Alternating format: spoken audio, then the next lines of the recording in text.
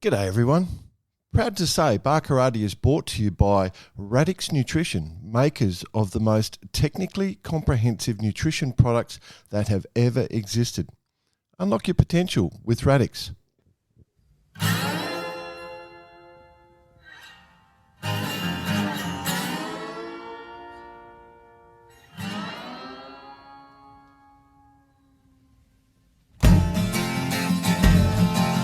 G'day listeners, welcome to Barkarati, the sailing podcast. My name's Jordan Spencer and it's that time of the week where we get to hang out with some really cool sailors, but of course, I have to share the mic with my two idiot mates. First off, Mr. Brett Perry. Greetings, exalted one. BP, how you going? G'day all. Well, all out of whack. I mean, just the timing of everything, you know, and So everyone travelling all over the place. And, I can safely say, at time of recording, Saturday morning, it is, of course, SailGP weekend. I'm looking out my window and I'm telling you it's a blustery southerly breeze with rain.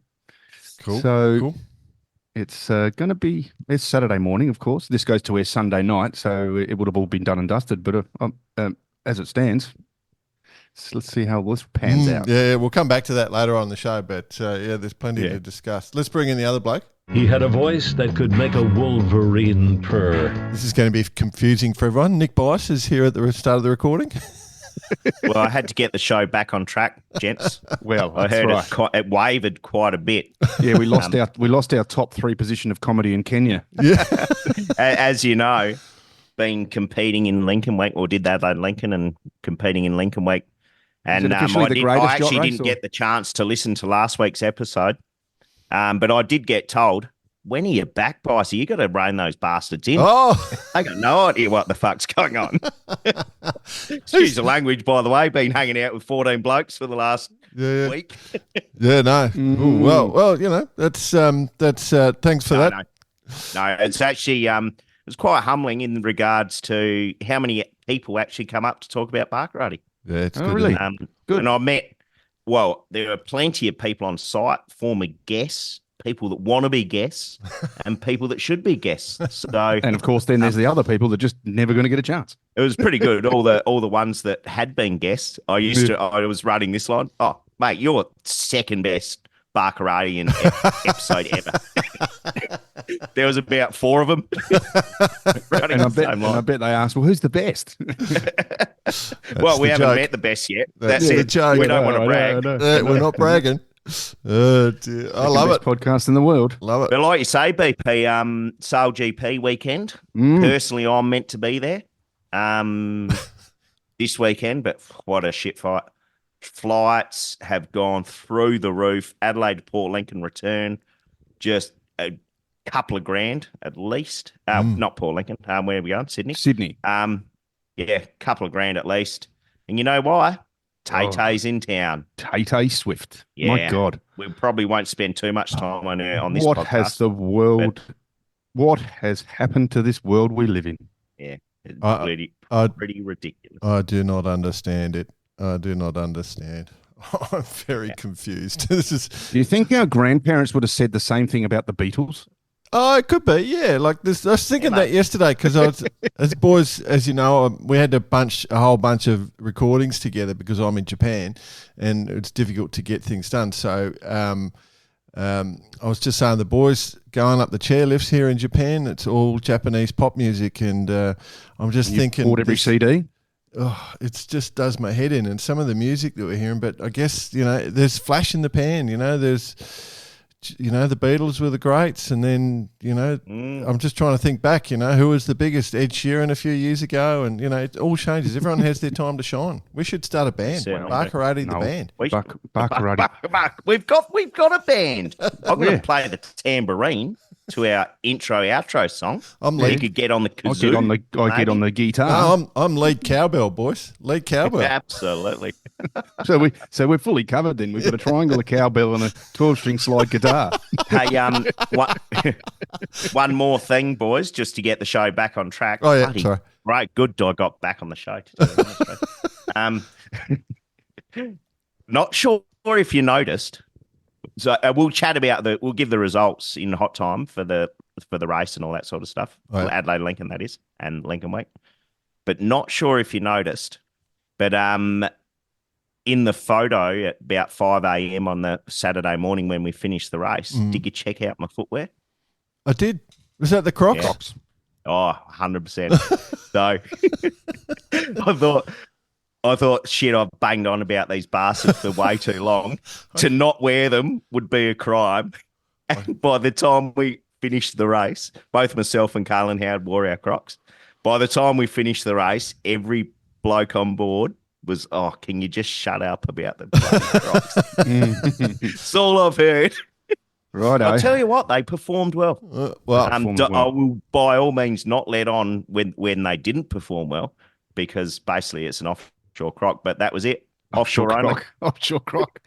Hey, offshore croc in sports mode, that is. In sports mode. Yeah, no, too high risk in chill mode. Crocs need to start sending us some money. They're getting too much. We know that. Yeah. We know that. Go on, BP. You were going to say something? What's the go today? Oh, this is a good one, boys. We are a podcast. We are a podcast. Good interview today, boys. It is a real honour. This is another one of the ones, a great one for us. We were really excited to this. So our guest this week, he got the silver at the 2012 games in the 470. Got the gold at the 2020 games, right down to the wire in the 49. It's just an amazing performance. Has been racing SailGP quite a bit. He's currently racing this season for the German SailGP team as the wing trimmer. And he's a pretty cool guy. He loves to laugh. He's very relaxed, laid back, and a lot of fun to hang out with. So we're very excited to have a chat to Mr. Stu Bithell. Stu, thanks for joining us on Barkarati, mate. It's great to see you. Yeah, cheers, guys. Thanks for the invite. It's a real pleasure, mate. You're a dead set legend, and we're very interested to see how to become a legend. You know, it's not easy for some of us, so we just want the guidebook. If you could just lay that out for us, mate. So we're at episode 250, and we're hoping it's rubbing off just that little bit per episode. Mate, I guess we should start at the beginning for you, because it's a classic Pommy story. I'm allowed to say Pom, don't get mad at me. You start as a kid on a lake. You guys just start in the weirdest, like you sail around in puddles. How did you get into the sport? Yeah, no, you're right. I was started my sailing. It wasn't a career back then, but it was just a hobby. On a tiny little pond up in the north of England called Hollingworth Lake. Mum and Dad were members, and they took me down, and kind of got into it, just messing around in the water at first, nothing too serious at all. Really enjoyed the feeling of being out in the water, bit of separation from your parents. That's a good one. And just going having fun with your mates. That's a good one, isn't it? That separation from your parents. Like, that's one thing we don't think, that ability for the kids just to get out and be on their own and be responsible for themselves. It's one of the great things our sport offers, and from such a young age. Yeah, exactly. Yeah. It's so good and nice and safe, really. Well, most places you do, it's safe. Certainly on a pond in the UK, it's safe. It is. Don't know about you guys with sharks out in Australia. Yeah, well, we're thrust straight into the deep end. We're in the ocean day one, no question. But that's why the population's so low in Oz. Like, the first thing they do with the kids before to see if you can sail is they just dip you in the water for an hour and see how many sharks have a nip at you. And if you make it through that one, you're good to go. So, yeah. I mean, estimated population forecasted from back in the day was 100 million. So we're sitting at about 23 million. So there's a lot of people get taken. 3/4 of us die. So what boat were you on, Stu? For number one boat? At first I was just messing around in Optimist hulls. No sails or anything, just in the harbour. But my first club race actually was in a boat called a Firefly. You know what a Firefly is? Yep. They're like little lasery thing, isn't it? Yeah, 2-man laser thing. Of course, a Firefly. They were in the Olympics single-handed a long time ago. But yeah, there used to be a couple at my sailing club. My dad used to do some team racing in those boats, which is quite a big scene here in the UK. And yeah, that was my first club race with a guy called Dave Smith. And I remember reaching out to touch the marks as we went round, and I was getting told off because they kept spinning as we was going round. It's like, mate, you're not meant to do that. I was like, oh, you should have told me. Yeah, I was just having some fun. I love it. I love it. So Actually, we've had a few of the female Olympic girls from the UK come on, and for them it's all about dolphins and the fairies and this and that. So the boys are a bit different. They like to wrap themselves around marks and generally cause havoc. Exactly. But Pete, last episode I was talking about the Royal Akarana Yacht Club, where they've got their marks for the kids is an inflatable swan, inflatable duck, and an inflatable what's the bloody pink dinosaur thing? Or something. No, that was the pink things, the big tall one-legged pink flamingos. Flamingo. Oh, flamingos. Yeah. And I was walking through a shop the other day and I saw a giant inflatable moose and I nearly bought it and sent it over to him just to really confuse him. So, but that's sort of send it over to Moose himself. Yeah, that's exactly right. Put on the cherub course for Moose. But that whole element of having fun, like it sounds like that's what your parents let you do, mate. They just threw you out there and you just off you went, Yeah, threw me out there. I loved it. Yeah, I loved it. Nothing serious. Sailing with all sorts of different people as well. That was quite interesting. Yeah. I actually sailed with my dad a few times. I really enjoyed that, and other boats. And yeah, but hang on. North of England. I mean, really cold. No, cold, crazy. Rainy, sleety. Yeah, there's a reason I don't live up there anymore. But I didn't really feel the cold there when I was young. Yeah. So, from that perspective, like how much sailing were you doing? Like, was it easy for you to go sailing? Like to get one of the things, we argue on the show is that, if you want to be good, you just got to spend time on the water. You've got to go out there and have fun, get that feel for a boat. So were you able to do that? Or, as BP alludes, the conditions aren't necessarily great in the UK sometimes. Were you able to go sailing? Yeah, to be honest, at the beginning, in the summer, we raced on a Wednesday evening. Yeah. And a Sunday. Sundays throughout the year. And then in the summer, Wednesday after work. And that was kind of the go-to for years, That was kind of all I did, really. And so, like I say, some days there was no wind. And so I wouldn't have said I was racking up the hours back then, but, it was good fun. And, eventually the club racing was actually a really good scene. We'll come on to that. There's a few classes like the Merlin Rocket, which were just... The what? Sorry? The what? The Merlin what? The Merlin Rocket. I think that's a bit of a topic. Yeah. There we go. There we go. So, when did you become serious, mate? Like, when did you go, oh, hang on, I want to do this seriously? I became semi-serious. There was in the UK, we have the RYA have a youth scheme, a youth system. And one of those boats was a mirror dinghy. Yes. And I actually sailed at those a little bit at my sailing club. That was the first time I got the helm, was in the mirror dinghy at the sailing club against a few mates. Yeah. And the national squad actually came to Hollingworth Lake to do a training weekend. And I got a wildcard invitation. And smashed them.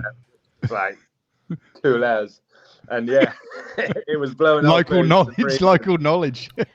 And I was in my sweet spot, and me and my mate Too Good, we raced against the national level sailors and did really well, and the coach kind of spotted me there, and that was an invitation into the program basically. So then that's cool. That is so cool. RIA system, if you like.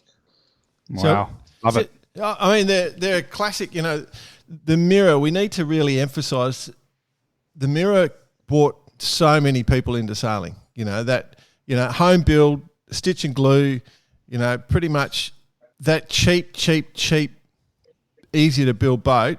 What was your mate's name that sailed to Romania? Your mate, Jordan? Oh, that story. We'll have to look that one up. I've forgotten his name. The crow guy. Yeah, I'll come back to you on that one. Stu, I'll tell you the story at some stage, mate. You'll love it. This guy sailed a mirror. He sailed from the Midlands to bloody Romania. Really? In a mirror. We'll give you the episode. You'll love it. Anyway, that's off topic. Yeah. Sorry about that. Sandy something. Sandy something. I'll find it anyway. But yeah, he, like that ability to bring people in the sport, easy access. That's something I think we've sort of moved away from. And the Mirror was great for that. Like a design competition from a newspaper, the Mirror newspaper, I think it was, that used to have a red letterhead or whatever, and that's where the red sails come from. So, yeah, and good tactical racing. It's quite interesting. It's quite interesting because I just had a kid this last year. Yeah, and a few of my mates, I'm of that age where a few of our mates are having kids as well, or a few years old, and they're already talking about the mirrors again. Racing with your kids. It's already a topic coming up. It's like, right, when we all get mirrors and we go back and teach our kids how to race in our mirrors. So it's already on the mindset for the near future. I love it. I mean, that is kind of the whole joy of it too, isn't it? Like that, bringing the kids through is that's the next big thing. So, Sandy McKinnon was the name of the guy that we're trying to think of. Sandy McKinnon. I was looking it up. Oh yeah, cool. So from that, obviously you got into the squad. So was that does that mean you had to sail mirrors, or it was just a national squad, a youth squad that you could sail whatever you were sailing? Yeah, it was mirrors at the time. Yeah, it was like the junior boat at the time. And yeah, like I say, that was the start of a big travelling. So then we'd start travelling down south for some racing and weekends training.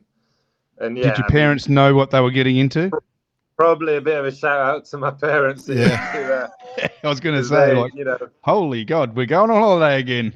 Yeah, they were the ones that committed a lot of time and money and doing a bit of travelling to keep that competition coming. And I guess didn't quite realise it then, but my sailing development, moving on, getting onto the sea and exploring how to race on the sea and stuff. It was quite a big one. So yeah, a bit of a shout out to mum and dad for making it happen, basically. Absolutely. Well, I'm pretty sure it'll be paid back to your kids. But where did you do your first lot of sailing once you left the pond? Where did we go? I remember the mirrors used to come down to Poole, actually, is where I live now. There you go. Yeah. Quite a bit. Not so much Weymouth. Weymouth and Portland's kind of the mecca for sailing these days, but we didn't go down there too much. Well, Poole can be quite sort of oceanic, for little boats. It's not exactly sheltered, is it? Yeah, well, actually, no, they're in the harbour there. So we raced the mirrors in the harbour. Yeah. Which was probably, come to think about it, probably quite planned. Sending a load of juniors out. Yeah, but there were some bigger lakes in the Midlands that we used to go down to, like Rutland. They'd felt like the ocean to me from where I was from, a little pond.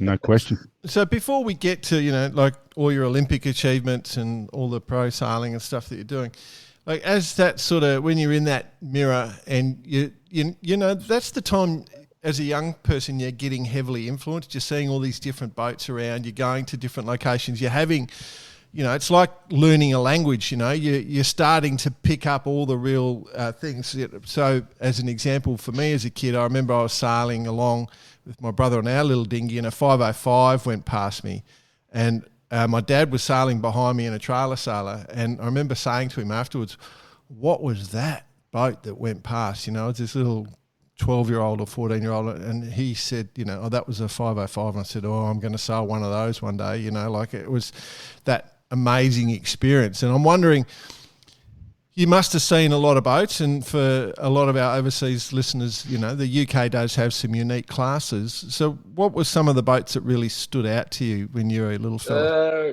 Good question. I do. I mean, not a plug, but I do remember seeing a lot of Merlin rockets. Again. No, but like there's a sister boat to the Merlin rocket, which is a National 12. Oh yeah. Yes. And I remember seeing them at some like handicap races we're doing winter, and they look beautiful sailing through the water, like gorgeous hull shapes and really quirky bits of carbon on them. And I remember. Well, these old boats are, they've got a lot of love, home built type of scenarios, aren't they? Yeah, exactly. Yeah, the clinker hulls and stuff. Clinker hulls, yeah. What else? I remember seeing an international canoe and going, "What the hell is that?" Yeah. Absolutely. We still say ripping that. along with with this blinking thing that slides across the back. I was like, "Well, that's a crazy boat." The club lounge. Yeah, exactly. But I think, I mean, when I was in the mirrors, even things like simple as the 420 and 29 are like, they were so much quicker. The trapeze was something that was like, wow, that's cool. Yeah. And we saw a lot of those in some of the combined kind of class training that we did. That's kind of it. It's interesting. I'll do a bit of giveaway for all the listeners. That's why there's a little bit of giggling going on in the background. And when you brought up the international canoe, the episode after this one goes to AFSU is we're actually going to do a feature on the Merlin rocket because it's something we have no clue about here in Australia. We see the photos, and they look amazing. So we're going to come back we're going to leave the Merlin rocket alone in this conversation, but we're going to give them a whole feature. But every time you mention it, we'll have a laugh. Yeah, that's it.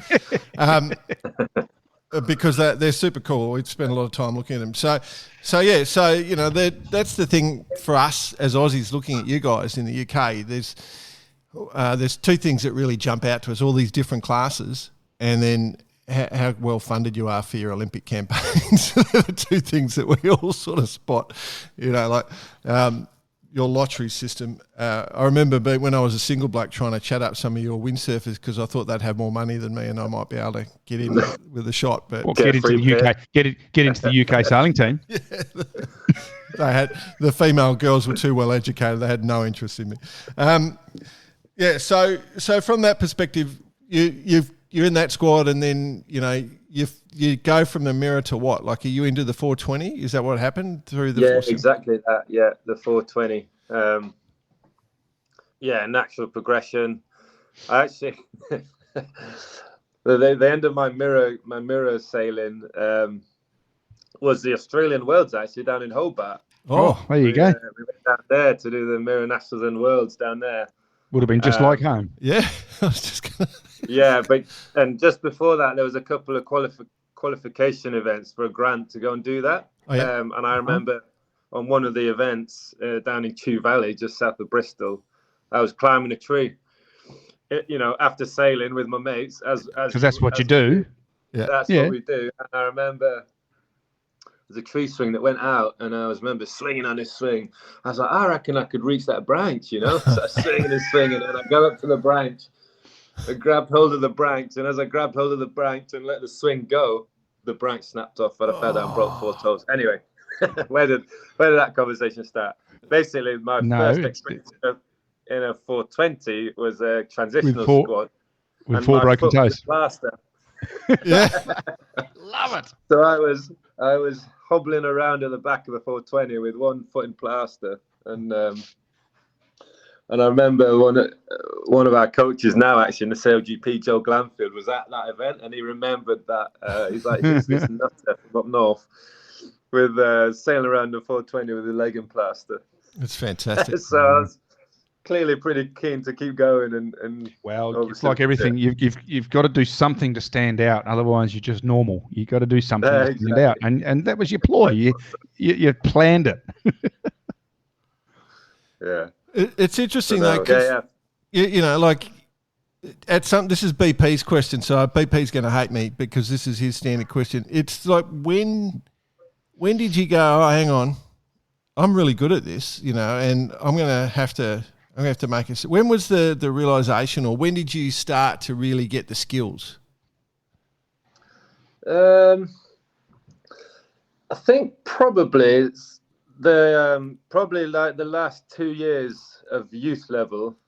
There's obviously you guys have heard about the Youth Worlds, but that was quite a clear goal of mine when I was 16. Yep.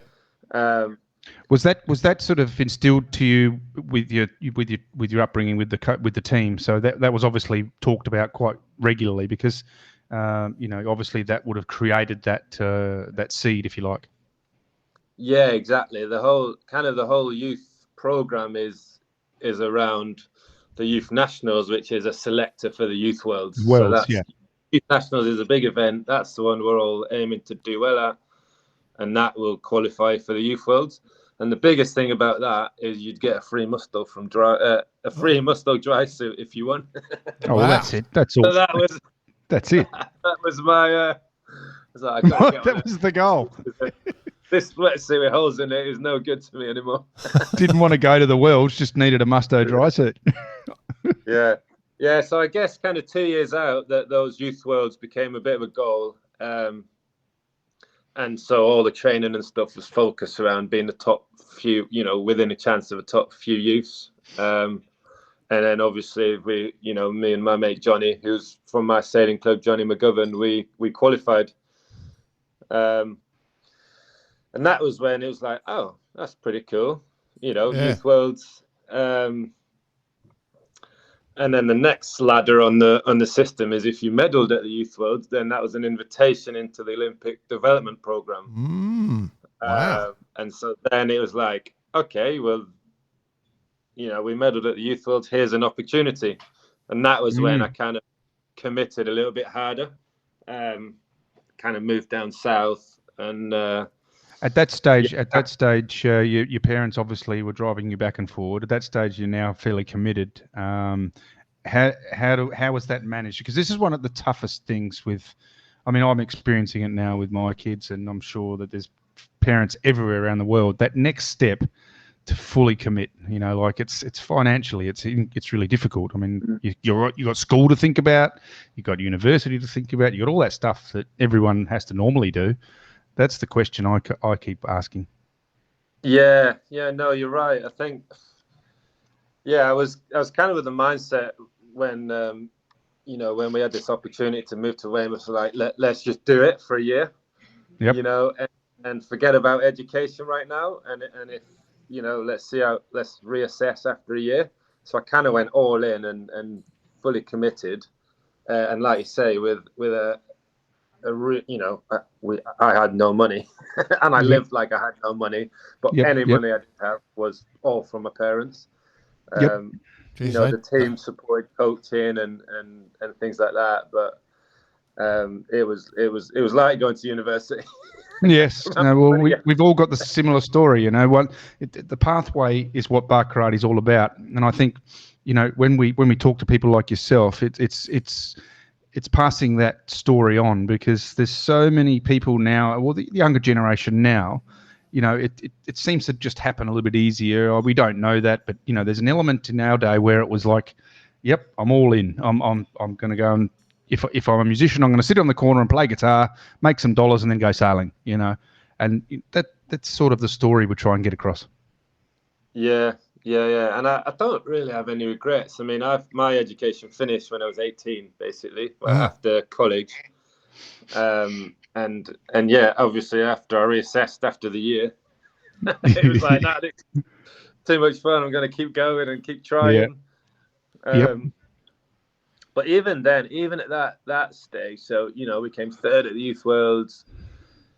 And I'd had a couple of years where it was, the development years in senior sailing is like quite punishing, that you don't see the gains really, unless you're really good, like Nathan Outridge or someone like that. But you're banging your head against the wall. It feels like at times, and there's definitely something needs to click even in those years to then make the next step of.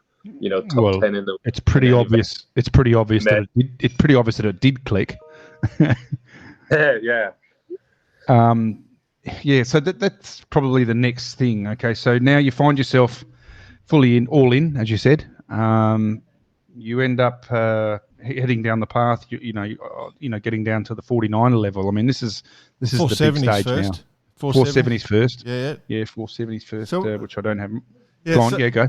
So, obviously 470s, you did the Olympics, got the silver in 2012, and then No Love in 2016. I think you didn't make the selection for that one, and then so teamed up with Dylan for the 49ers, and it was just on to gold, mate. Like a silver and a gold is not bad. Is two very proud parents, is what I would suggest. I think so, mate. Do you have the gold letterbox? Have you got the gold letterbox out the front? Nah, unfortunately not. No, that was just a London thing. Oh, bastards. Oh, mate, Yeah. we'll make one for you. We'll come and paint your letterbox, mate. If it's sprayed gold in the next couple of weeks when I get over there, you'll know who's been there. That bloody BP. Exactly. Well, that could be fun. Hey, Jay, that could be fun, couldn't it? Yeah. The guy I sailed in London with in the 470, Luke, Scottish guy, his mates painted the local paint box silver when we won silver. Oh, yeah? And they got so much trouble. Oh, did they? It's like so much trouble. Yeah. Wow. Oh, my God. Wow. I love it. Just no sense of humour these days, is there, really? On give them a break. Yeah. But, you know, stuff like that, that's just beautiful, you know. Like when we talk about your results, you know, where you got the gold and the silver and all the world champs and all the other stuff that you achieved, I've just got this vision of your mum and your dad fighting over who gets to wear the gold at night and who gets to wear the silver, you know, like when they go out somewhere, you know, they'll attend and they'll have it around their necks, you know, like I can see that happening. And don't tell me it hasn't, because I'm certain it has. Honestly, I'm not sure. Well, for starters, the medals live with me, not mum and dad. Fair enough. And I'm now unfortunate where I don't have to live with my mum and dad. So, I'm not seeing that one play out, but maybe in the dreams. So, you know, going to the Olympics, mate, with the British team you've been so dominant. Like you were right in that era of just British dominance. You know, you guys were, I know the Australian team was doing pretty well, but you guys were dominant. What was the reason? Why were the Poms so good? You know? Good question. $1 million question. Yeah, that might be the answer. Call the lottery. Yeah. No, you're right. It is kind of to do with the lottery. Like the funding was, you know, I think it was in just before Sydney. I think the lottery funding kicked in. Mm-hmm. And yeah, it enabled us to turn sailing a slightly bit more professional. I still wouldn't say it's as professional as some sports, but it certainly allowed us to have, you know, specialist coaches, physiotherapists. Wow, it changed the philosophy, full stop. I mean, everyone's been playing catch up since. Yeah. You know, it allowed people to go full-time sailing. You know, they didn't have to go to work. They could just really concentrate on the sailing and yeah, I think that is. I think we were slightly ahead of the curve on that, on the other nations, getting all that set up, and it's gone really well for us. But my gut feeling is there's a lot of nations caught up to that now. That there's with good funding and good structure in place. You know, you think of yourselves, obviously, the Australians, the Dutch are an obvious example at the minute. Yeah. Playing on the world team. All the northern areas are. You know, Norway and in those areas, Sweden, they're all putting in big efforts across the board. Yeah, exactly. So, I think the infrastructure the RYA have put in place with the funding was probably the reason for the success and the consistency. I think that's the key bit. It's the consistency because good point. Every nation is going to get a good sailor that pops through. Good point. Talent, for whatever reason. But it feels like there's always someone behind to fill your shoes in the RYA system. That, you know, there's always going to be someone down the line ready to take on over the baton and have a stab at it again. Yeah. So you sailed in the 470 with Luke Patience. Obviously, in and around that time, probably coming in just after that, there was a fairly decent couple of combinations come out of Oz. So remember them? Who's that? Yeah. So, you know, when you go to that level, there's a level of competency that people just can't comprehend. And only at an elite level, other elite sailors can see what you're doing and see just how good it is. And a classic example is a mate of mine's an old mate is a former world champion motorcycle racer, pro motorcycle racer, and we were talking about. I was talking about some stuff with sailing, and he was trying to explain how they go into a corner, and I was talking, you late brake and rah, and he said, no. What I do is I grab front brake and I slide my front wheel to a certain spot, and then I'll sort of let it go and stand it up, and I do all my setup, and it's the complete, no one, you're doing things that no one else can do, and you add a level of execution, where you go through a jibe and your gunnel will roll to a certain level and it'll be within 1 or 2 mil every time you do that jibe, because you know that the boat's perfectly balanced right through in that spot. That ability to sail full time and do that, it's challenging, like it wears your body out. But when you get to that level and that level of perfection, it's just, did you ever get that feeling where you just know I'm executing at a level that is just pure? Yeah, twice.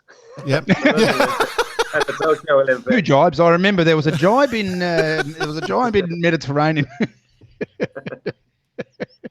No, sorry, Stu, go on. No, like I feel like, with the Olympic campaigns, we put a campaign together to be peaking at the Olympics, and I genuinely think we did that in both the Olympic campaigns, successful ones, should I say, that we did.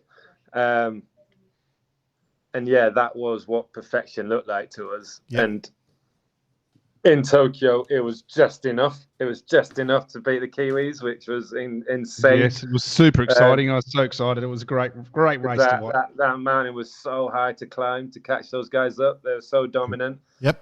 And in London, it wasn't quite enough. It was our best performance, but it wasn't quite enough to beat the Aussies, who were just slightly better than us. Really good point. You just talked about perfection there, Jay, and obviously your role is to try and sail to your perfect ability. Could you see the difference? Was there something you could just go, geez, they just freaking nailed that? Because it would have been milliseconds in some races. Sorry, was that a question to me? Sorry. Sorry, Stu. Yeah, just like if you're on the water and you're sailing, you know that your main competition was Australia in that stage, and you're pulling off these little manoeuvres. You just go, my God, that was good. No, it was their downwind sailing and the technique in the waves, which was just like perfect. That we never really caught up and matched. They were so good. Going downwind, we could match them upwind, and I'm quite a big guy, so we had good righting moment on them, and we were strong and solid upwind. But downwind, they just had that little bit that perfection of downwind sailing. You see a lot with the top laser guys that they make all the gains in downwind, and certainly the Aussie pair we came up against, they were. Probably because they've been racing on the ocean since they were 7 years old. Well, that pond sailing doesn't really do it for you, does it? Eh? Exactly. It is true, but I really do emphasise that from the perspective of you, the 2 Olympics you went to, you were going up against the best of all time, basically in each of those classes. When you went in the 470, as you said, the Aussie crew was right there. When you went in Tokyo, the New Zealand pairing, Blair and Pete, phenomenal. But of course, Nathan Goobs before, that was a foursome really, where they trained together, or they did train together, sort of. But all that, they're close, they're friends, and they sort of shared all the medals. And then you guys just came through, if Dylan had gone down the path of being a ballerina, like what could have become, it's just that amazing. Like, so what I'm saying is how hard it must have been to win those medals that you guys won. So yeah, super hard, super proud of the team. The super proud of 2 teams really, the individual teams. So me and Dylan and our coaches, Morgan Rees and Ben Rhodes, but also super proud of Team GB, that they make they support the sailing massively. Well, they support all the sports, but they really do make that extra yard count in the Olympics. Yeah. And I think that gives us a lovely base and platform to go and do what we're good at from. Yeah. So, proud of those two teams, really. It's an amazing record. Like we stand in awe. Like as much as we take the piss out of the Poms, we do have to stand in awe. Like some of the people that you've produced, in that Olympic program is just phenomenal. And you guys are part of that. Obviously Ben Giles, there's so many people in that team that are just superstars. And I just wonder, can it keep going? Like I think Australia's just on the downward decline, and I'm wondering, like the Dutch are on the upward decline, and they look so strong. I'm just intrigued how much higher it can go. Yeah, no, it'd be interesting. Like I was saying earlier, I do feel like a lot of nations are caught up. Yeah. To the program side of things, and so it becomes, and there's more nations. There's all different kinds of people medaling at World Championship from all over the world that we never used to get. It was often the big nation, the Aussies, the Americans, the Kiwis, Brits that were doing most of the winning. But it's everywhere now, We've got Israel, we've got Italy, we've got. Yeah. We've got some pretty. Japanese, so it's just getting harder to win medals, and that's a fact. So it will be interesting. What does a dominant sailing nation look like in Paris next year? It could be 2 medals. It could be 2 medals. It could be 2 medals, and, which is good. Not for the sailing nations, but it's good for the sport. Yeah, it's good for the sport. Yeah. So we'll basically see what happens. Well, it is for the gang, We're also at a changing the guard too a little bit. Changing of the guard. Well, I think that's where we are with Australia right now, Jay. I think there's an element of that. We don't hide behind the fact that, even in IQ foiling, for example, we haven't had a windsurfer in for years, and now we've got young Gray Morris, who's just got 4th in the Worlds, who's coming up and putting an effort in. I mean, that's a whole new discipline that everyone's learning, but Australia's sort of starting to put their toe back in the water there. But in in all the other classes, there's a new bunch of people coming through, and I think it's probably similar with the UK. But while that's happening, these other countries are dominant. Yeah, they're firing in good teams everywhere. Well, the other, you did have a good run of it though, didn't you? You Aussies, your Belchers, your Altricks and Goobs, and what's that other bloke's name? Tim Slongsby. Tim Slongsby. Sorry, he's Tom. Not a bad sailor, right? He's not. He goes okay. He goes all right. I think. But the other thing that has happened as well is that there's now pathways for a lot of those dinghy sailors, and you're living that pathway as well with the SailGP. Now with your strong German blood flowing through your system. Yeah. I'm German. Maybe I should have a crack. Yeah. Put your hand up. So obviously, hey, can you grind? I can, mate. We might need you in Sydney. All right, I'm in. Hey, don't laugh. No, give it a go. No, I love it, mate. Go for it.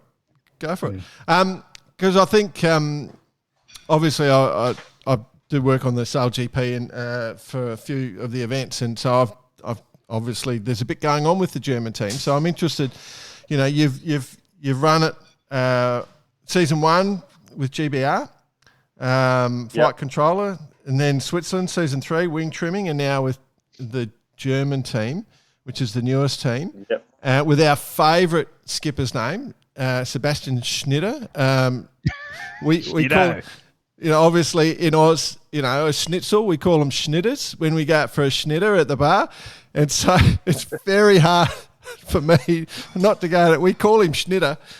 So we just, and that's a mark of respect, just so you know. But, how's... I'll let Seb know. Well, when he comes down here, he's going to have to go to We'll a take him local for and a get schnitter. a schnitter and chips. We'll take him out for a schnitter. You can get schnitter parmigiana as well. You can get all sorts of schnitters. It's a source of pride. Who's got the best chicken parmigiana schnitzel? You know, like it's Schnitter with mushroom sauce, mate. Can't go past one. there you go. But yeah, so we'll make sure he gets a schnitter. That's basically what we're offering. But then BP, he can do it while he's grinding for you. No worries. He could talk the whole way around too. No, believe me, if I'm on that grinder, there'll be no talking. It'll be just basically just panting. Those guys just blow me away. So what's it like, mate? You enjoy it? Oh, I love it. Yeah. I love the whole of SailGP. I think it's brilliant. I love the America's Cup as well, but I think SailGP brings another, again, a consistency of televised sailing to the world that I think it needs. So well done to Russell and Larry for getting that going. And yeah, they're the coolest boats. They're rapid. They're brilliant. They're racing. We're racing the best guys in the world. So that's all brilliant. Everything's gold. Everything's glamour. And yeah, I'm really enjoying now working with the Germans. A start-up team, if you like. With Eric on the helm, who known for years from the 49er, very very successful 49er sailor. Yep. And yeah, we've got an Aussie on board. You'd be glad to hear. Oh, Jimmy. Jimmy I won't who? try and pronounce his name on Wizabowski or something. It's James We call him Wabowski. Wizza. James Wabowski. James Lebowski, Yeah, he's mad for his fitness. Like if you're grinding, if you're on with James, you'll be hurting BP. Trust me. So, he's mad for his fitness. He's brilliant. He's brilliant. He's on our flight control. So yeah, really, really experienced guy there. Yeah.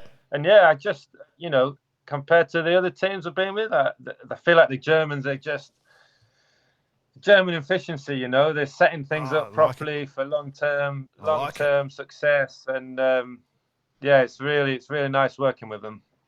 Cool. I do like that. I like that a lot. I'm guessing coming to Sydney, you're looking forward to a nice bit of breeze, so you can just race around after. It's sort of been. We haven't had a great windy season, have we? So, are you looking forward to it? Oh, mate, can't wait for some breeze. Yeah, cannot wait. Like I say, not been a massively windy season, and we're just on the back of 2 super light events. So yeah, I think the whole fleet's ready for some breeze in Sydney. And, I can tell you that I live in a suburb called Des Moines, and I live pretty close. I look at the water. And it's been a breezy season, so I think you can expect some nice nor'easters. You've killed it now, BP. Pretty settled. You've killed it. No, that's not how we roll. Have you done?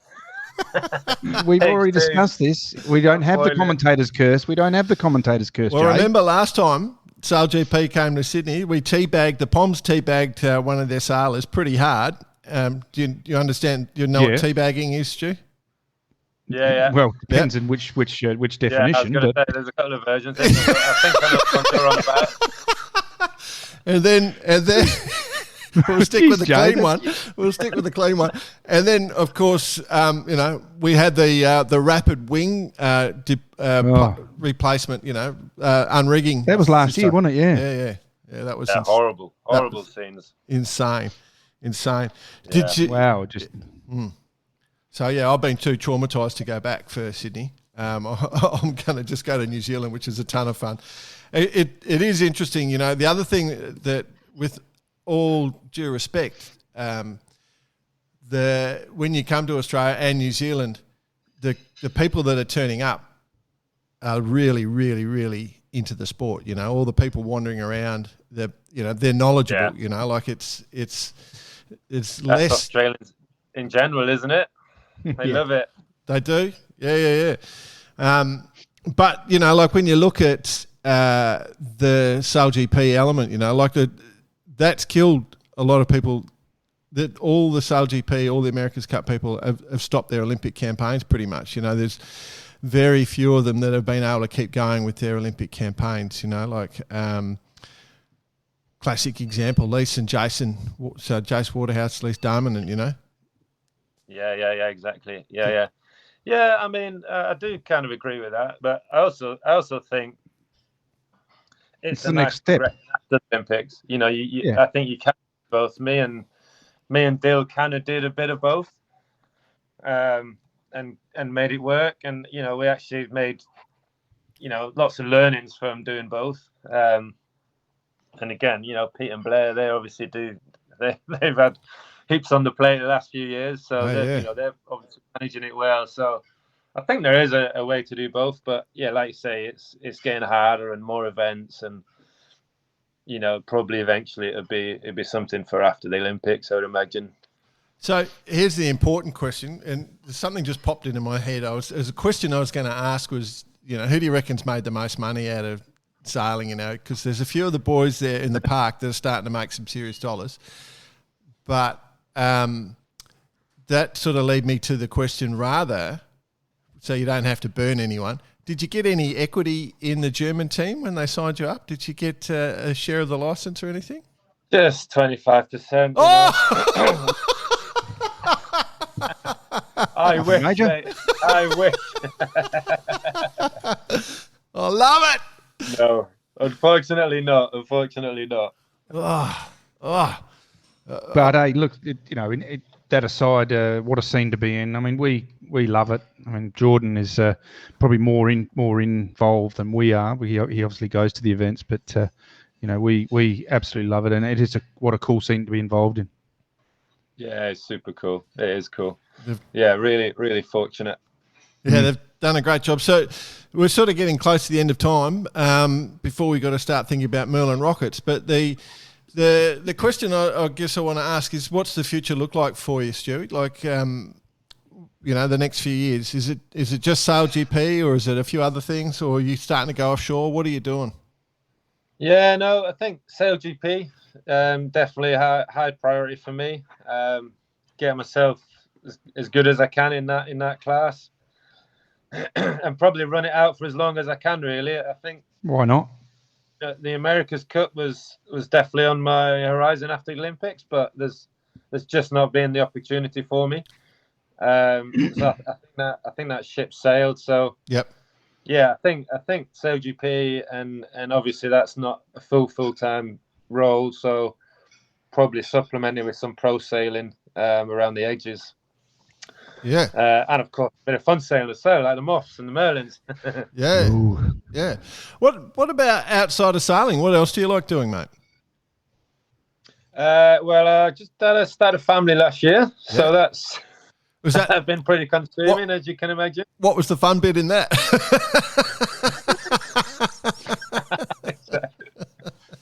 Yeah, well, yet to be confirmed.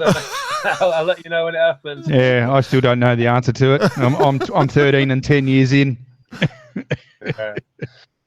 But yeah, no, I mean, live down in Poole. Yep.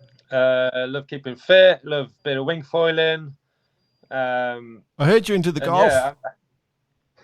Yeah, a bit of golf. Yeah, I like my golf. I think it's been a bit on the back burner again since we had Alfie, my son. But yeah, play as much golf as I can. Nice. Love it. Bloody awesome. All right, mate. Well, absolute joy to have a chat. It was good fun. Yeah. No, bloody oath. But yeah, we wish you all the best. I won't see you in Sydney. I'm in Japan while Sydney's on, but I'll see you in New Zealand for the lovely weather there, and obviously BP. Well, I've got for your email address, Stu. I'll send you my resume. Could you tell me exactly what my heart rate needs to get to so I can try and do it over the next week? You know he will, mate. He'll be in the gym for 50 hours. I'm already in the gyms 5 days a week. I'm going all right. Good man. Yeah, great guys. Nice chatting to you. Good on you, buddy. Well done. Cheers.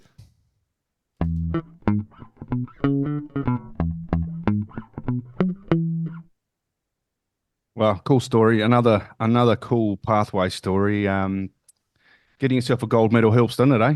It definitely helps. I'd love to have one of those in my pocket and just wander around the world and go sailing. But saying that, all the hard work and what a down to earth guy, just doesn't really care too much about it all. Just goes and has fun. Just one thing, obviously we've pre-recorded a bit, and I was asked to be grinder on the boat. Yes. Yeah, did a bunch of training. Yep. Which of course this week put my resume in. Unfortunately, I missed the gig, so.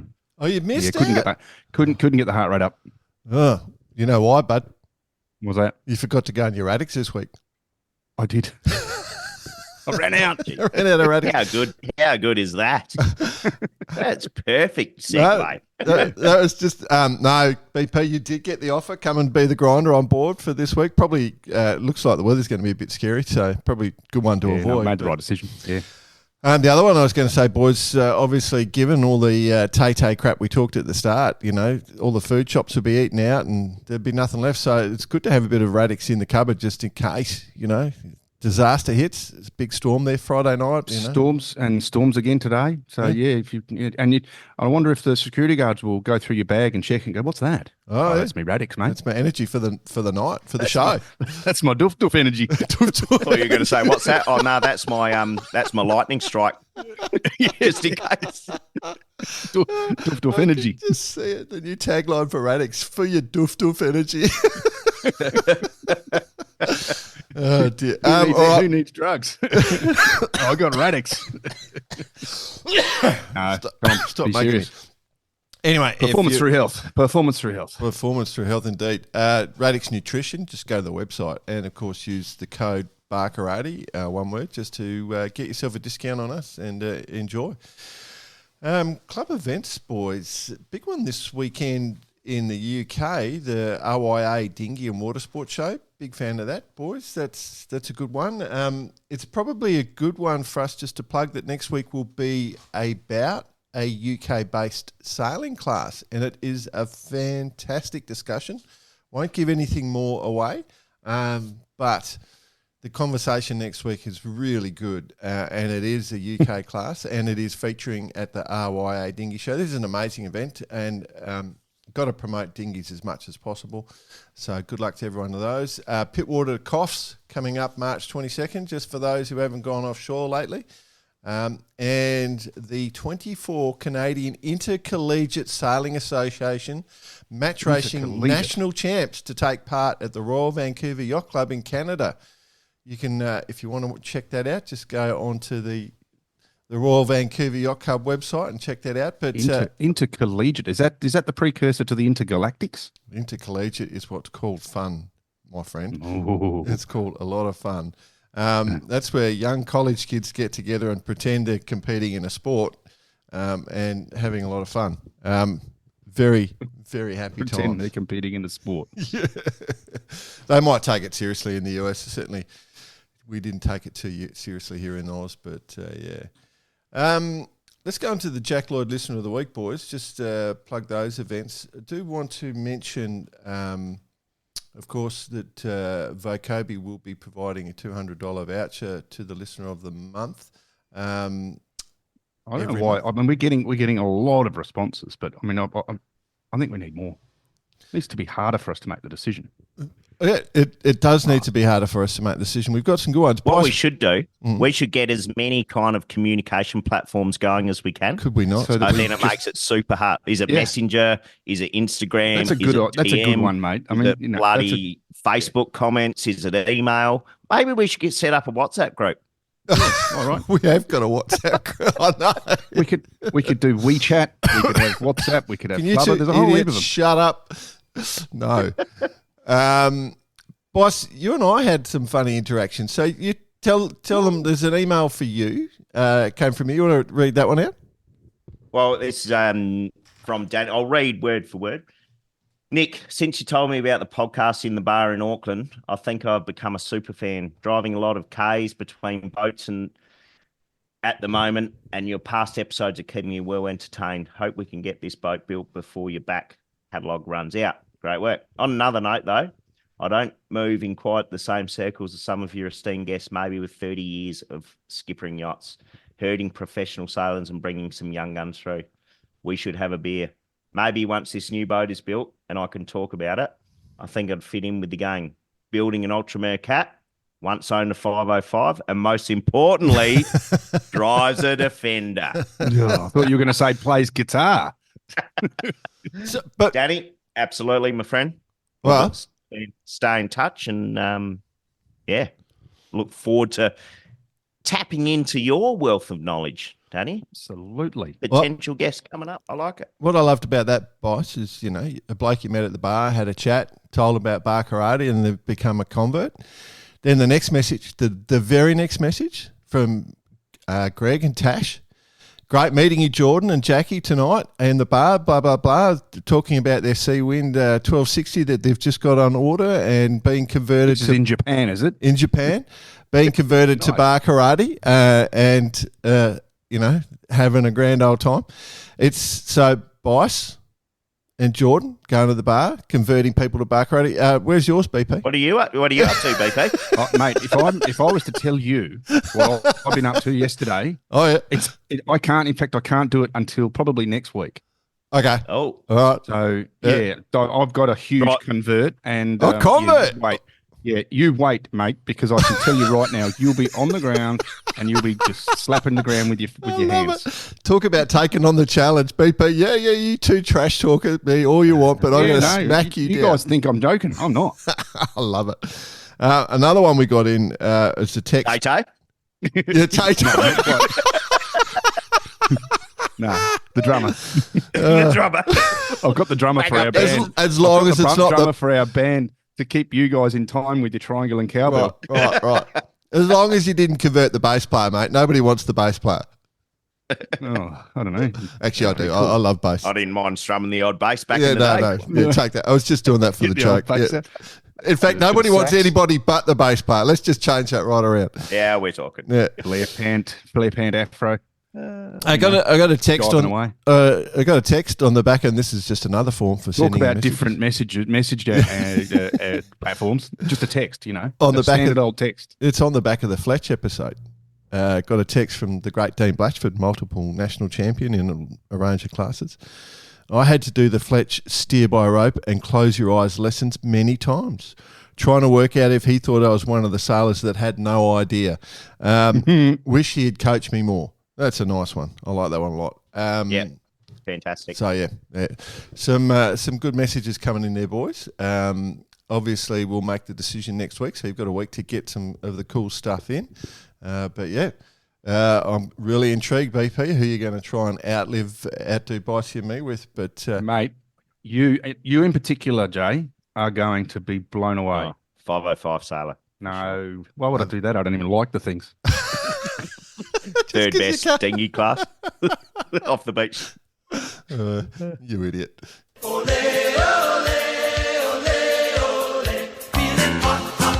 It's hot time. It's not time. With Bike. He just comes in for hot time these days. Yeah, no, he's just a hot time with And Bice mate, Guru. I might be disappointing you this week because I've done hardcore work Yeah, well, in regards to lucky our researcher Jordan. It's Sport and Genser. Let me do start, gents. Just I know most people would have seen the results by now for the Adelaide, Lincoln, and Lincoln week, but it'll be remiss of me not to mention them. So quick run through. First of all, IRC for the Great Race. Secret Men's got up over Shining Sea and Wicked. Shining Sea, I would say, sailed their skins out. So congratulations to them. Shining Sea. Where did you? And the other Where did you extend your lead? Was it just off Cape Spencer? extend our lead, just off Spencer. Spencer Cape. just off what should we call it? Jordan We did Peninsula. name it something quite differently, and it's probably not suitable for the ears of our listeners. So what else? PHS, Alien got up, popular. Something else worth mentioning, the mighty B.A. Cardi, or Bacardi, as some B.A. people call it. The Brett Avery Hardy. Mate, you should have seen whenever Bacardi got up in front of the crowd favourite. Is that right? 100%. Yeah, Very cool. great. So it was bloody good. Other notables worth mentioning for the Lincoln Mentor Program with Turvs taking that on. He pretty much cleaned up on the Sunday. On the prize giving. So cleaned up after Sunday. There was a lot of cleaning to do. So there was a lot of good stuff in that regard. I mean, I've gone on about it before, but it's a great. It's a great event, race, and it was probably one of the easier races we've had in recent years, compared to easy races. Too flat out along the foot. Got in at 5 a.m. for Janine Kemp's pasties, which was good. Maybe had a couple of Coronas for breakfast. Maybe might have been a bit tired and emotional on the Saturday, but we won't go any further than that. And then, of course, race week. Tricky week from a weather point of view. In regards, wasn't much breeze, but the format, couple of windward lords on the first day. Then it is the long race Tuesday. Then Mega's barbecue race Wednesday. And I got to, having done plenty of these, you could almost, I wouldn't say it's a novelty day because they're a decent race before it. But if you're a first timer to come to Mega's barbecue and go out to Spalding Cove, holy shit, it blows your mind every time. So that was a good day. And then a couple of windward lords to top it off on the last day, Thursday, which we sailed in 16 to 18 knots. Lovely. Big congrats to the Hooligan team. Brand new boat, sensational boat. It really does look good. They sail extremely well. They came out with the wind over us on SMB only by a couple of points. Could say we claimed a small moral victory. Whether that means anything at all, I'm not sure. But no, it was bloody good racing against those guys, and it's a big trip. So shout out to Marcus. For bringing it was also Monty and sorry about that. I was just going to say, wasn't it also the Australian Sports Boat Champs down there as well? Oh, yeah, absolutely. But so just IRC quickly. Yep. So that Div 1, Div 2, popular win for Julian Newton. Yes, on the Cape, yes. On the game on 31, Cape 31. Yes. Just got up over Wicked and Shining Sea, and it's basically put down to the last race. 3 seconds was in it between winning it and not. Yeah, so, there you go. Yep. So well done to Jules on that. Awesome. Got it out of the box, gone nicely, and then another good week sailed by the Shining Sea. Good on him. And yes, probably Jordan's. Let's be honest, Julian probably bought that boat on the back of the discussion on Barkarati. I'm going to claim it. 100%. 100%. Can't believe we're not on a commission. Continue. Didn't you get yours? Yeah. Go on, boss. So, sports boat nationals, 8 boats. I think it was 8. Yep. Yeah, something like that. Anyway, in the LTP, and as Kempy said, whatever the hell that bloody means, that was taken out by Plough King. Mighty Fine Lines and Don't Panic. Julian Bethwaite in third in his 89er. Bloody cool boats, these sports boats, I've got to say. Yeah, but the 89, Julian brought the Don't Panic down, and he took it out overall on CBH. Cool boat, just the right proportion. I'd argue some of the sports boats look a little bit out, go a bit wild, proportion-wise. Yeah. But I mean, with the Bethwaite family, their history in this kind of boat and the skiffs and what have you, he's drawn a bloody nice boat there. They look good. Very cool. So well done to everyone there. And just a heads up, I know I've gone on about it, but 75th Adelaide to Lincoln next year. Next year. Are you catching up to the Brisbane Gladstone? Catching up to the Brisbane Gladstone. Plays 1 year. Every year it gets one step closer and then it just disappears again. It's just like, righto. What else we got going on? Next, I've got a Caribbean 600. A Caribbean 600. Sensational result. Very popular boat as well. The Leopard has come out with that win. They're just dominating the 600 circuit, let's say, the Aegean 600. The boat performed very well in Sardinia for the Maxi Worlds, and then they've taken out the Caribbean 600. Well, they've done a ton of work on that thing, haven't they? Yeah, they pulled a bunch of weight out of it, put a new pipe in it, all new sail, so they're all New Piper and cool way of sailing saying mast. Well, yeah, I mean, pretty good brand of mast too. Just quietly. You know, I mean, it's an amazing performance. Obviously, it was more of a big boat event in the end, but amazing performance on the Leopard 300 with the amount of Leopard 3 100. Amount of swearing that would have been on that boat. With I reckon I can see Nettie in the photo in the background there. Oh, well, his sort of version of English is it's a bit different to normal English. Just trying to imagine life. It would have been. You couldn't have sailed. They would have been laughing their heads off, wouldn't they? With Nettie on board, it would have been hilarious. No, good crew though. Good crew who've been basically very similar crew to the GN 600. Yeah, and shout out to Sherlock. We're definitely getting you on, mate. At some point, I reckon in time. He'd be a crack. So, hey, just don't know if you saw this one. I'm sorry to steal your thunder there, but did you see the IRC 0 results? Very interesting. Yeah, was that Ran and Wizard? Ran just got up over Wizard, which is obviously old Ichiban. Yeah. And into third place is the Kerr 46 to J3, which is the old Patrice. So 2 Australian boats there. Oh, there you go. Yeah, good. But I must admit that the Rans are cool looking boats, aren't they? Very cool looking boats. But yeah. Look, I mean, great battle. But I'm not entirely sure how far I want to go on. I'm sitting on the side with that bow set up. Well, even being the bowman, I mean, luckily these days bowmen don't actually go forward very often.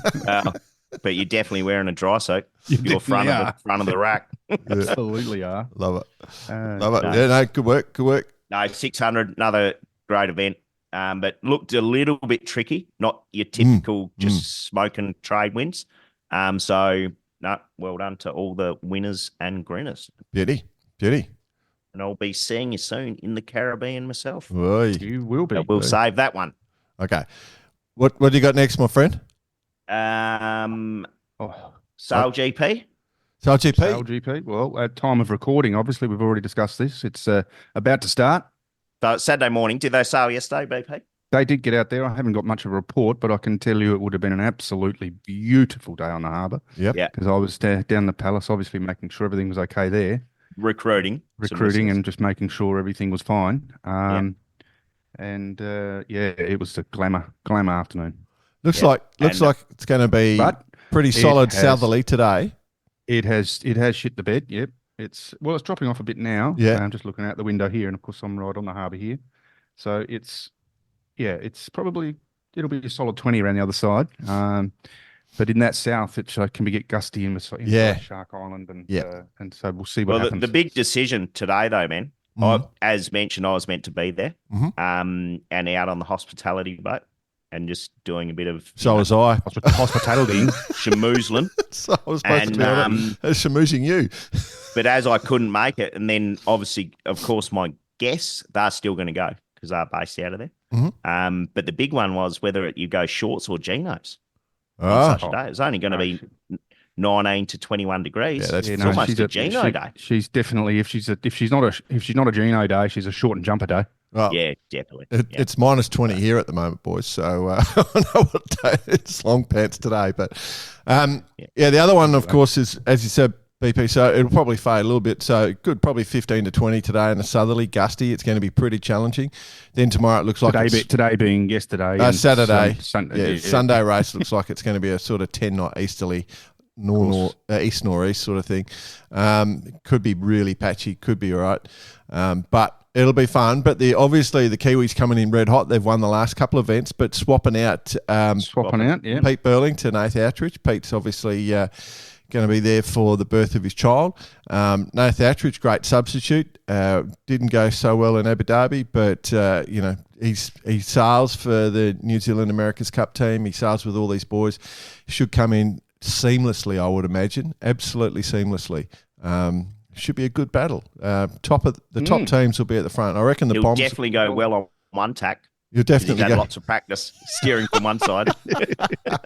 He's completely forgotten the other side. I love it. There's been quite a bit of banter, I've noticed, prior to the. You probably we did bring this up last week. The one I picked up on was Tom was asked it a bit of a, as in slingers, bit of a loaded question. Yep. We've seen Ben step off the helm. We've seen Jimmy step off the helm. The question didn't ask whether, Tom was getting a bit too long in the tooth, but the question was, what do you think about these young guys coming through? And Tommy gave it right back at him. Well, I actually thought they'd be doing better than they are. So it did cause a bit of banter in the boat park. We love it. Which I saw. Yeah. So, which I love. But one thing I have noticed, and is the amount of media that the SailGP has actually attracted. I'd say it's definitely increased in mainstream media. It's in Australia. Yep, no question. And it's just building and building. So it's one of those things that takes a bit of time. All right, it's made it, I reckon. Yeah. Yeah. Free to air in Australia now. So I'm wondering when SBS is going to call us up to host their coverage. But I would expect something soon. SBS will host. I don't know who they're hosting the coverage with, or they're just taking the live feed. But I'd say Barker will be running that one soon. You're right. Yeah. The other one we probably should quickly mention, speaking of strong wins, Kia Old Team Challenge. Yes, I'm actually on the site here having a look. Go on, BP. Our mate Charles was called in to shelter in the Azores. Yeah. Haven't heard an update since, but he's still sitting there, mate. Still sitting there. Yeah, he sent me a text just then. Did he? Okay, is that on that platform? Did you understand it? It's your turn, you idiot. And so, how good a lead he's got just to be able to sit there and wait out 4 days. Like it's insane. Well, he's supposed to go today. He said in his text. Yes, and so basically the system's going through. I think it's going to kick up the potential 80 to 100 footers in Nazaré and the coast of Portugal. So I'll be there. Wow, in a few days. Mate. Lucky you're not back at your apartment in Porto. She's probably blown away by now. Yeah, no. I've just booked my accommodation, and the two options came up, and the one option was the old apartment, and I looked at the weather. I went, no, I think I'll pay the extra €10 to go to the other place. Thanks. Just quietly. Bay of Biscay, it's not called the Bay of Certain Death for no reason. No reason. Right? Like, you look at it now, and it's just cranking. I think so. There we go. Tom is sitting in second. It is about 1,200 mile behind, and then he's about 1,600 mile behind. Have I got that? Yep. Yeah, I got that right. And then another 1,300 mile back to Armel. So I think Charles, he's basically 1,000 miles to go, a bit more, 1,200 almost. Yeah. So probably, about a day sailing. Yeah, exactly. Big there, so pull the trigger and launch. The other one we should mention, boys, while we're talking, the OK Worlds are about to kick off on Monday. The Australians have been on. They had the big regatta. One of your mates, BP, takes out the championship, Dave Clark, of the Dave Clark 5. I don't know if he's got a band, but, that name just... It screams Dave Clark 5. It just, I don't know if you guys agree with me on that, but did you see that? No, absolutely, 100%. He's the bass player. Yeah. I've got no idea what the hell you're talking about right now. Okay, dingies. Dave Clark, it just clearly if he's in a band, it's called the Dave Clark 5. It's a perfect name for a band. It's just what you'd expect. Lounge band from that is on. That starts this week, of course, and it's going to be quite in fitting with next week's show, so that's something to look forward to. Yeah. I do want to mention, BP, that this is the thing that I wanted to bring the OKs up, right? The World Start Monday. They've had trouble clearing the containers, right? Yeah, it's been a major. It's just a joke.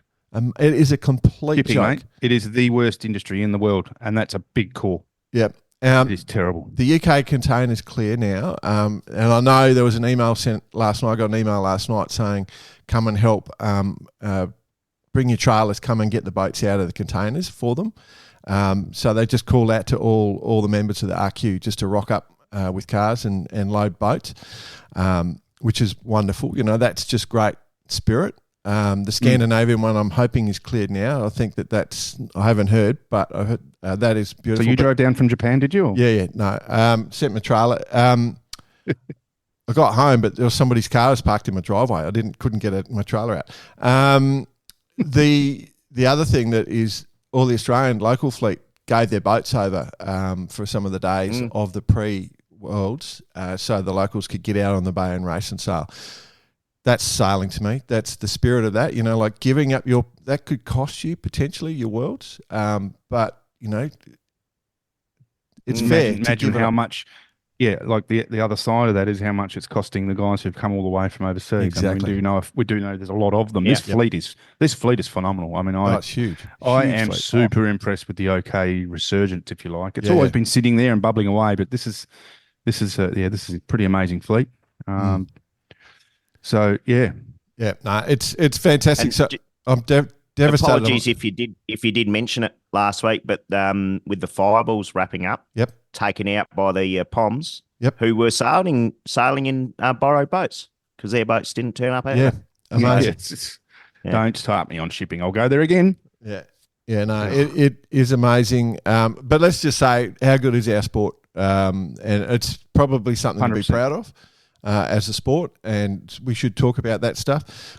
I did send you boys a link this week about the exact opposite of that sort of behaviour, which we may do an episode on, but we'll talk about that once we've finished recording. Do want to mention the JJ start this week, March 1 to 10, so the 18-foot skiffs. Mm-hmm.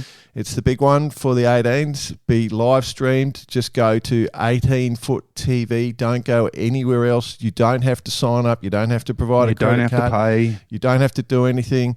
Just search 18 skiff and YouTube. Or YouTube. Just go straight on YouTube. You'll find it. YouTube. It's on there. Yep. No money, no spam, nothing. All right. 6 months till the Cup, boys, literally this weekend. So we're getting excited. And then speaking of skiffs, getting excited about seeing the new boats. Yep. Yeah, that's going to be cool. In the 75s, that is, of course. Yep. Do we want to go that last a week and a half ago, the news story about the non-Tay person that couldn't get into the Manly 16s? I'll tell you what, a lot of people are touring Sydney right now, and I'm just wondering how many of them are actually going to go to the Manly. Pink how much people are going to go to the Manly Skip Club? Now I've got you. Yeah, I think it's worth bringing up because it's bloody hilarious. It's hilarious, isn't it? Yeah. So Pink, who was too much ink or what? Why wouldn't she let in? No ID. No ID. Jesus. No, we live in America now. God damn it! Yeah, the bouncer at the thing had no idea who she was, and said, "Nah, you're not coming in. You don't have ID." I don't know if you don't. It's the rules are in Australia, just so people know. For international people and everyone else knows, to clubs you have to live. If you live inside 5 kilometres of that club, you have to be a member, or and you can't come in if you don't. Not about you are not a member or anything. Yeah. It's not about age; it's about where you live. She didn't have an ID with an address, so they couldn't tell that she was not living within 5 kilometres of the club. So they couldn't let her in. But I think also just the fact that you need to carry ID is a legal requirement, right? Yeah. To get in the New South Wales club system. But either way, mate, she could have come in and just strummed up a tune on the guitar, dragged everyone out to sang a few songs. The deck.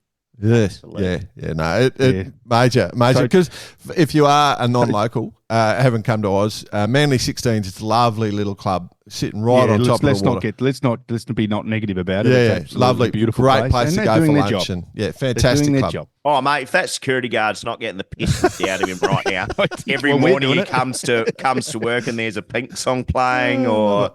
All his workmates come to work in pink shirts, and he's not told about it. Oh, beauty! The end of the story, Bicey, is that Manly reached out to Pink and offered her to go sailing on a skiff. There you go. Yeah, right. Well, we can reach out to her and say she can come on the show. We'll talk about Yatchinen. Yeah, very good. Very cool. Very cool. That's it, boys. I think that's it. Anything else we should mention? No, I think we're all good. Big weekend here in Sydney, so looking forward to that. And then next week, live from Portugal. So all good. Yeah, shit, I haven't thought about that. Yeah. I'm back on the road next week too, so we've got no idea how we're pulling the episode together next week, but that's life. Well, the good part is it's the guts of it's done, Jay. Yeah, we got one more in the bank. Yep, no, they're cool. Cool. We better put some in the bank again because it's going to be travel for the next few months. That's it. Cool. All right, boys. Well, let's leave it at that. It's been great catching up and finally getting the threesome back together. We'll see if we can try and do that again. Between now and Christmas. Thanks for listening. Enjoy it. Just reach out to us at cheers@barkarate.com. You got a chance to win that Vycobi gear for listener of the month.